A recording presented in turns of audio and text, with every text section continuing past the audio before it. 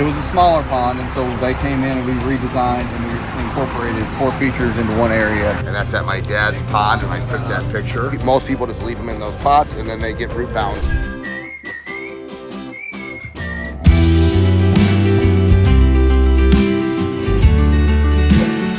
I'm Greg Wittstock, the Pond Guy. This is my channel, Greg Wittstock, the Pond Guy, and it's all about showcasing how people live, or in this case, create the aquascape lifestyle. We're at Willow Ridge Garden Center out here outside of Knoxville, Tennessee. Let's check out a bunch of beautiful aquascape ecosystem water.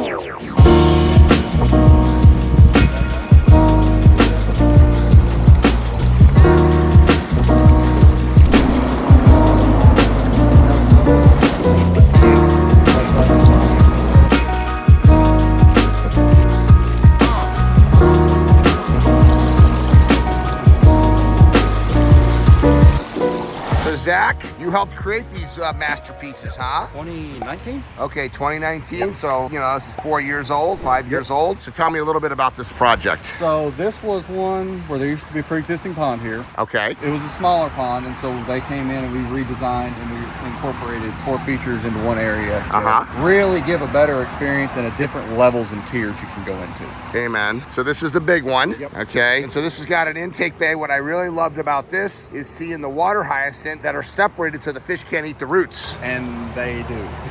Anytime they can get a chance to get some roots, right? So this has an intake bay, and then it has a wetland system up on the top with a small waterfall just as an accent feature on top of it. Okay, and then this one over here, this is more of a standard size. Yeah, this has, it's actually got an 9PL in it, and we're probably going to go to a smaller pump at a later point. Okay. A little too much water for it. But it's got 9PL, 6,000 series biofalls on the top, and then we've actually got a little sneaky falls incorporated, and that's fed up by the top of the waterfall. Love the plants, and I love how you have pricing on everything so that people have a perspective of what things cost. And then what do we got over here? We got a little pond that sits actually, I think it's got 6 large or 6 small aquatic. It just has a big basin in it, but it's just a pondless, and we went ahead and sunk this one down in because obviously we're very flat up here. The fact that we sunk it down in, we got to have a little bit more height with our waterfall. You get a little more fall and you get a little more vision. And once again, some nice pondless waterfalls, all the explanations there. And then you got one more feature up here. It's just a small pond. I think this is like an 8x10, 8x11. But just a simple, it's a small, this is just the medium-sized skimmer, and then we have a 2,500 biofalls on top. Like it's just like a 3,000-gallon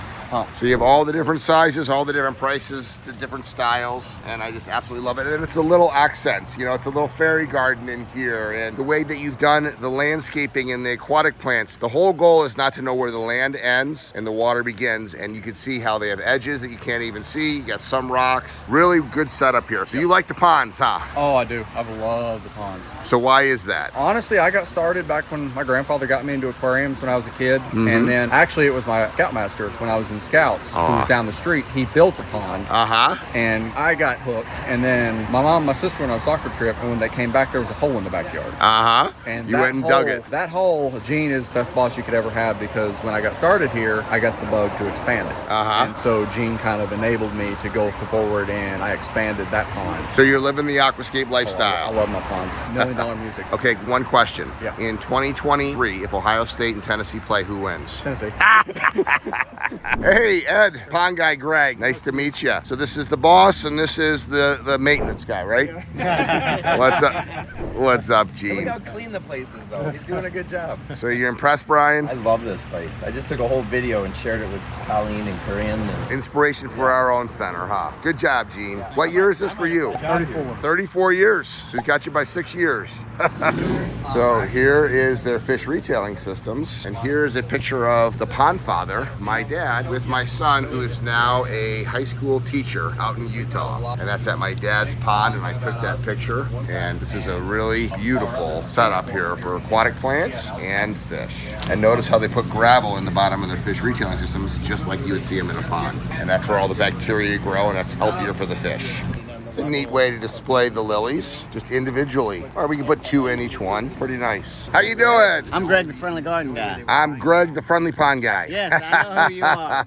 I saw you at Pandemonium a few years back when I came up with Jane and Frank and them. How long have you been here, Greg? 28 years. Good for you. Good for you. Well, that's the same amount of time that Brian's been working with me. Brian's great. He's already given me a bunch of ideas about the pond room and about other things, to Facebook Lives and things like that. Oh, sure. Sure. So good for you? Hey, I was going to ask you a question. Yes, about sir. Lilies. Do you sell lilies in small pots like that, or do you pot them up before you sell them? No, we usually, well, both. We Okay. have already potted, and then we have a potting service that we have a $20 potting fee, and we put them in our fabric pots. Okay. Fertilize them for them, put gravel on it, and then sell them that way. But they can also just come and get it and They can also do it. We have both options. Okay, good. Yeah, but one of the biggest problems that I see when I visit people's ponds is they keep the pots. You can already see this is a first-year plant and it's root bound. They keep them in there for the multiple years when they should all be repotted after you buy them. Yeah. But most people just leave them in those pots and then they get root bound. It's already root bound, and it's the first-year seed, let alone second or third. Exactly. Your aquatic plant should be repotted every single year, fertilized multiple times a season. Where's this pond back here that I've heard about? It's right over here. Okay.